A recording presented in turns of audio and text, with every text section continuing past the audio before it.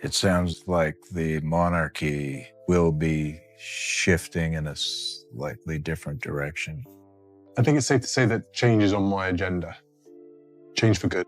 The palace doors didn't just open, they practically split the air in half, and the entire crowd seemed to freeze on instinct as something heavy was about to unfold inside Buckingham Palace. No smiles, no hesitation, just that cold shift in atmosphere as Prince William stepped forward with a controlled presence that observers described as sharp, deliberate, and almost intimidating in its calmness. Whispers instantly began sliding through the hall like wildfire as Queen Camilla's extended family stood rooted in place, their earlier confidence reportedly fading into visible uncertainty in a matter of seconds. Cameras kept flashing non-stop, but William's focus never broke, never drifted, as if the noise around him simply didn't exist at all. Was this the moment, as commentators speculated, where the monarchy quietly drew a new invisible line in power and presence? That question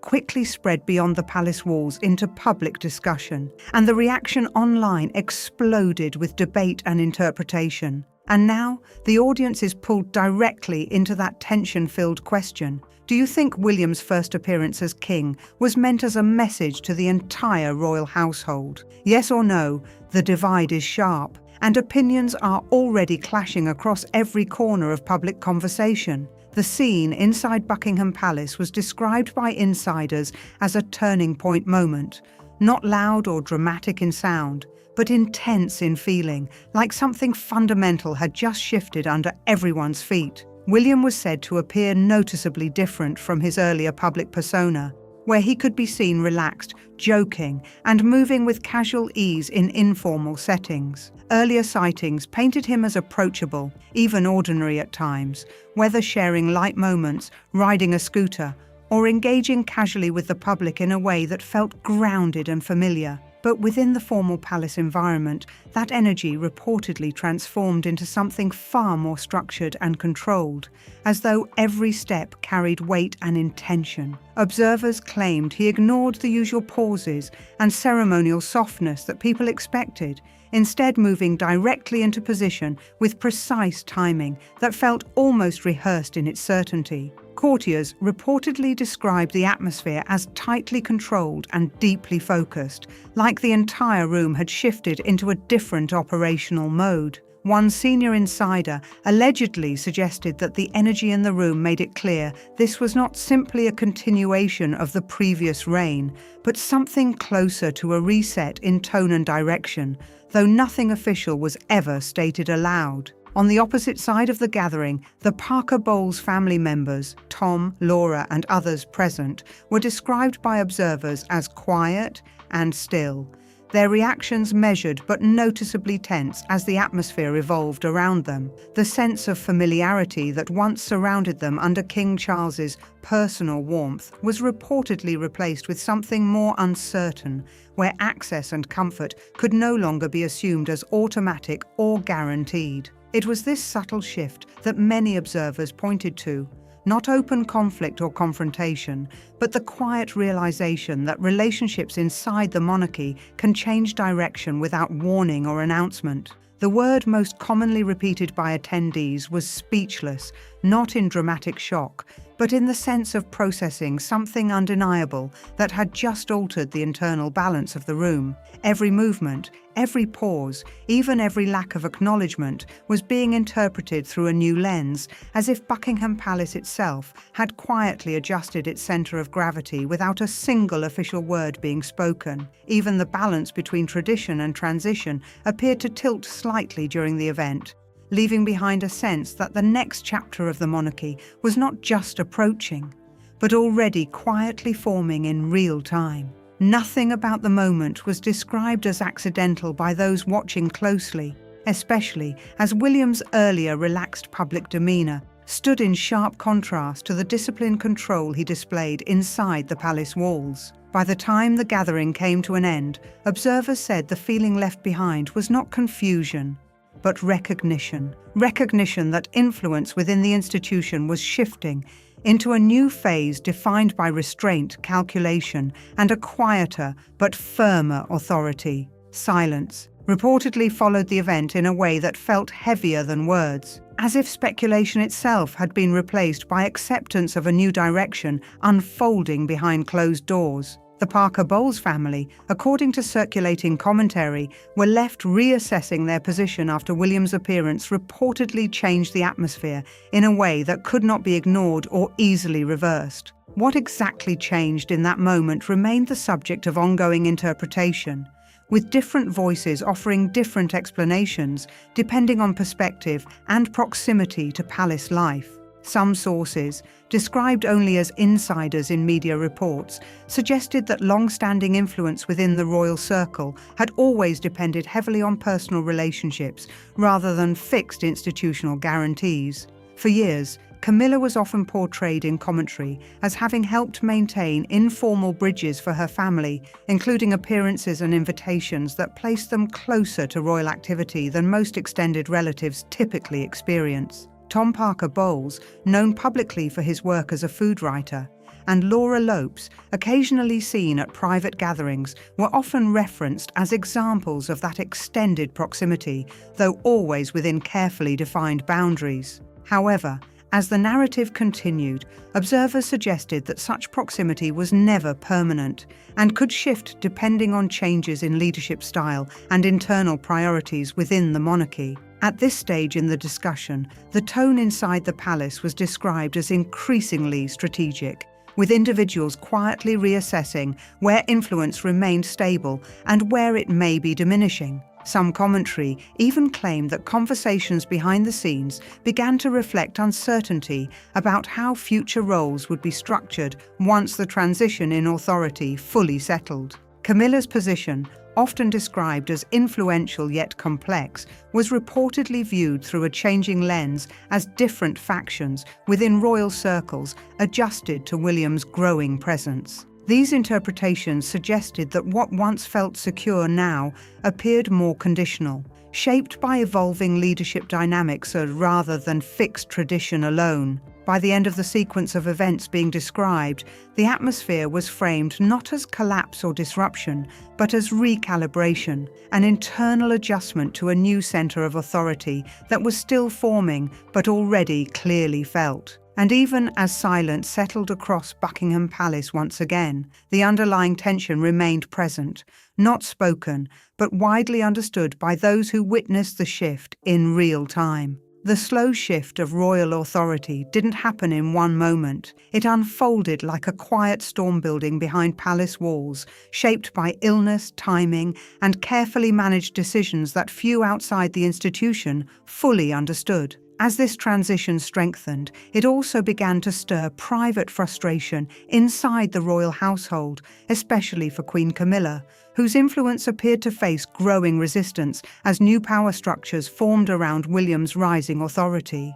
What once looked like a smooth handover of roles was increasingly seen by insiders as confirmation of power already firmly in place, with older alliances beginning to strain under pressure and new authority settling into position without hesitation or uncertainty. The atmosphere inside the monarchy reportedly shifted from cautious transition to controlled direction, where doubt faded and a more defined leadership tone took over. Behind the polished public image, a quieter struggle for influence had already been developing for years, especially between Catherine, Princess of Wales, and Queen Camilla, hidden beneath carefully maintained royal appearances and highly controlled public interactions. But what lies beneath that tension has become a growing subject of speculation, as observers question how deeply this rivalry shapes the modern monarchy. And now, the focus turns directly to that question. What is really happening beneath the surface of this carefully managed royal balance, and how has William's rise begun to reshape internal power in ways that are never openly acknowledged? These questions continue to circulate in media commentary and public discussion. Let's break into the details and uncover what many describe as shifting crowns and silent rivalries inside Buckingham Palace. The rivalry between Catherine, Princess of Wales, And Queen Camilla has been described by insiders as something far more complex than simple disagreement, evolving into a long-standing tension that the palace cannot fully smooth over with appearances alone. Behind every smile captured at official events, there appears to be a carefully controlled distance that reflects deeper structural shifts in influence. Over the years, this dynamic has reportedly been shaped not just by personality, but by timing, symbolism, and the gradual repositioning of roles within the monarchy as William's future authority becomes more defined. Catherine's growing presence in public-facing royal duties is often seen as naturally aligned with William's trajectory, while Camilla's position is increasingly viewed through the lens of a changing hierarchy. Inside palace corridors, aides reportedly describe this relationship not as open conflict, but as managed distance, where interaction is limited, carefully scheduled, and structured to avoid unnecessary overlap or tension. Even routine engagements are said to be planned with precision to reduce friction between households. A state visit in early 2026 brought this subtle tension into sharper focus, as observers noted that every public gesture carried added meaning, almost like a silent conversation happening in plain sight. Catherine was seen moving through engagements with calm authority, confidently guiding visiting dignitaries while naturally drawing attention from both guests and officials. One of the most widely discussed moments came during a formal state banquet, where Catherine's choice of tiara was interpreted by some palace watchers as more than ceremonial elegance. It was read as a symbolic nod toward future positioning within the monarchy's structure. Though never officially confirmed, this interpretation quickly spread through commentary circles and royal analysis. Camilla's reaction, according to unnamed insiders, was described as visibly unsettled, with a sense that subtle signals were being sent about timing, hierarchy, and long-term authority within the royal framework. Following the event, reports suggested a noticeable cooling in communication between households, with coordination becoming more distant and heavily filtered through staff channels. Even basic interactions were reportedly rerouted, and joint appearances were adjusted quietly in the background, reflecting a growing gap that no longer needed to be openly acknowledged to be understood. One senior aide allegedly described the atmosphere as the coldest in years, emphasizing that the tension was not loud, but deeply present in every interaction. At the center of this divide is not simply personal disagreement, but a larger contest over influence, perception, and legacy inside a monarchy that is constantly reshaping itself under public scrutiny and internal transition. Catherine's position is increasingly linked with stability and future direction, while Camilla's influence is seen as more closely tied to the current but shifting framework of King Charles's reign. Some sources close to Catherine suggest she believes that reducing friction is now essential, especially as William is reportedly taking a more hands-off approach to resolving internal disputes, allowing natural hierarchy and structure to settle on their own without intervention. This has created a new kind of balance, less mediation, more silent adjustment. Observers note that what appears as personal tension is actually a deeper struggle over image control, legacy definition, and who ultimately shapes how the monarchy is viewed in modern history. Every appearance, every seating arrangement, and every ceremonial detail now carries amplified meaning across royal circles and public interpretation alike. And while this internal dynamic continues to evolve, attention has also shifted toward William's broader vision for the monarchy, which is increasingly described as modern, structured, and intentionally streamlined for a changing world. A different kind of crown is beginning to take shape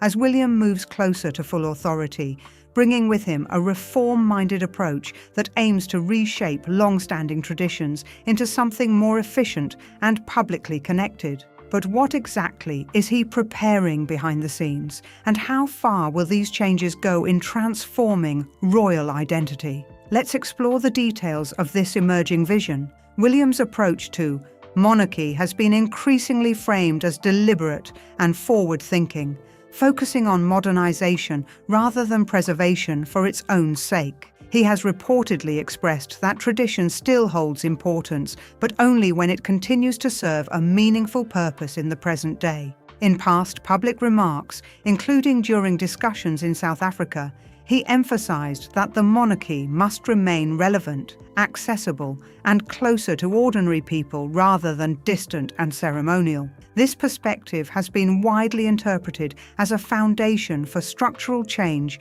within royal operations. According to reporting attributed to royal commentators such as Rebecca English of the Daily Mail, William is considering a more streamlined monarchy with fewer ceremonial displays, reduced formality, and a stronger focus on practical public engagement over symbolic appearances. This proposed direction includes shorter ceremonies, reduced emphasis on traditional grandeur, and a reassessment of long-standing systems such as royal warrants and internal household structures. The goal, as described by insiders, is not elimination of tradition, but refinement toward efficiency and purpose. He is also said to prefer fewer but more meaningful engagements, shifting away from constant symbolic appearances toward targeted work with measurable public impact. This reflects a leadership style that prioritizes outcomes over ceremony. A source familiar with internal discussions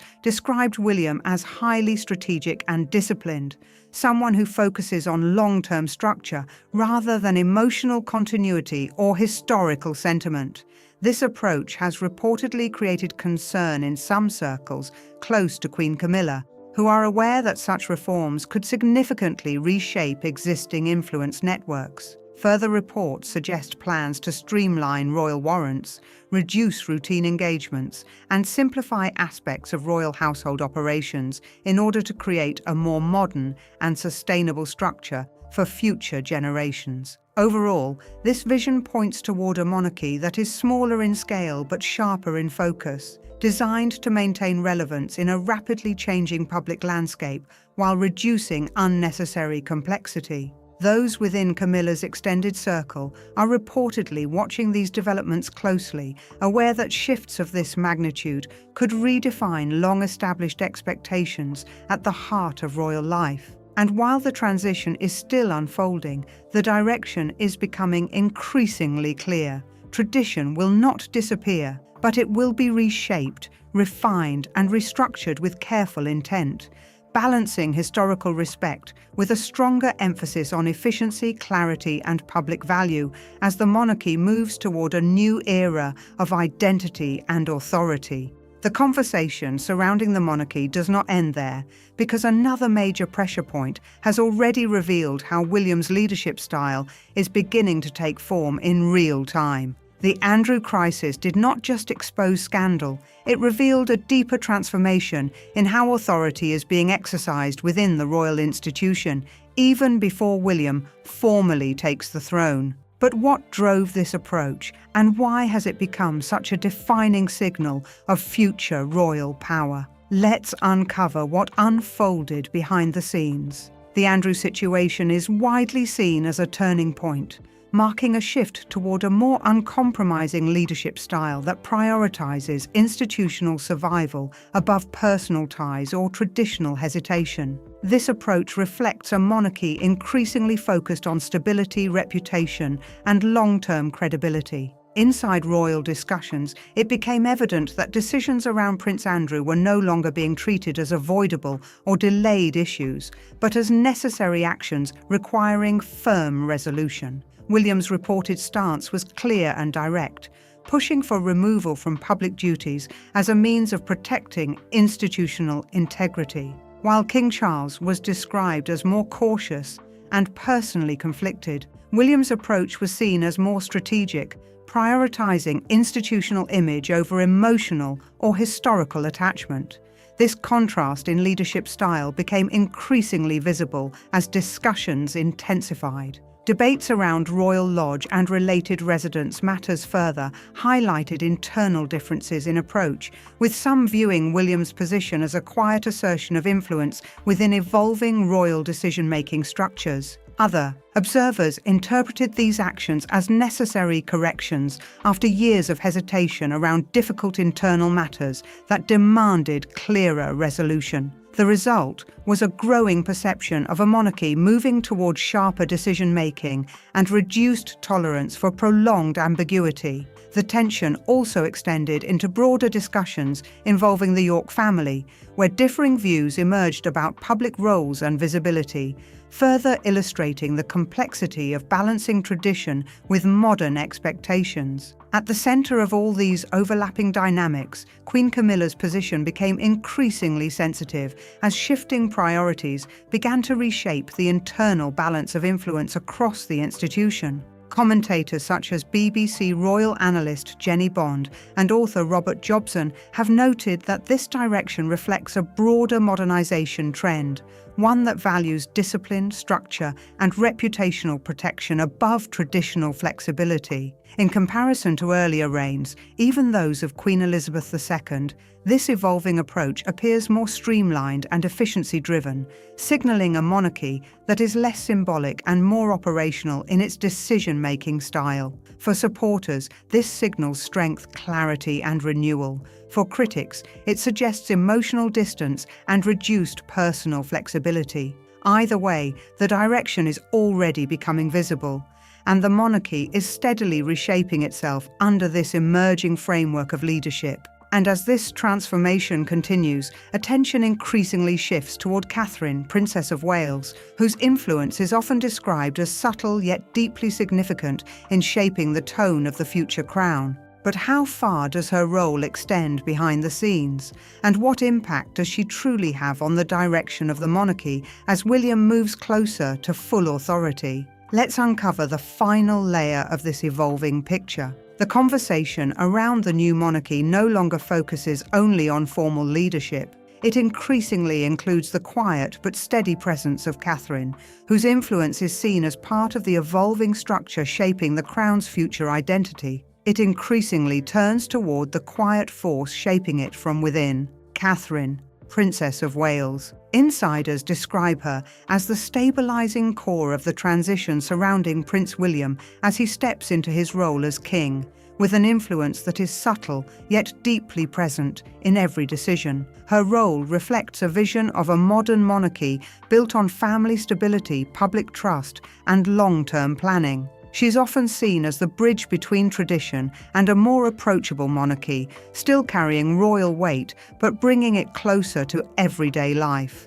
Observers and royal commentators often point to her background, noting how her more ordinary upbringing gives her a grounded understanding of life beyond palace gates. That perspective is said to shape how she and William lead together, preferring steady structure over spectacle while raising their children in a calm and protected environment designed for continuity. Behind palace doors, weeks of preparation reportedly reshaped expectations as senior advisors reviewed communication lines, refined command structures, and adjusted official engagements. Within those discussions, one detail stood out: a reduced role for Queen Camilla's wider family in formal settings, signaling a tighter inner circle and a more controlled direction for royal representation. Observers interpret this as part of a broader shift toward a more streamlined monarchy.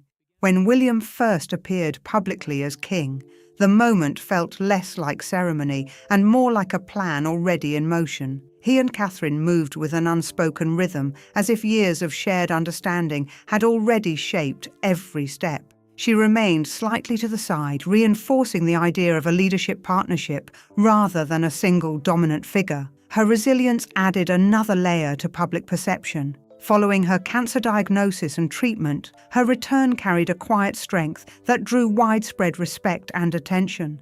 Those close to the couple describe her as steady under pressure, becoming more focused rather than withdrawing, which has strengthened her public image. At the same time, the reduced visibility of Camilla's wider circle has been noted by observers, interpreted by some as part of a broader restructuring of influence within the palace framework. Ultimately, this chapter is seen as a shift from tradition toward a more unified and deliberate form of monarchy shaped by partnership.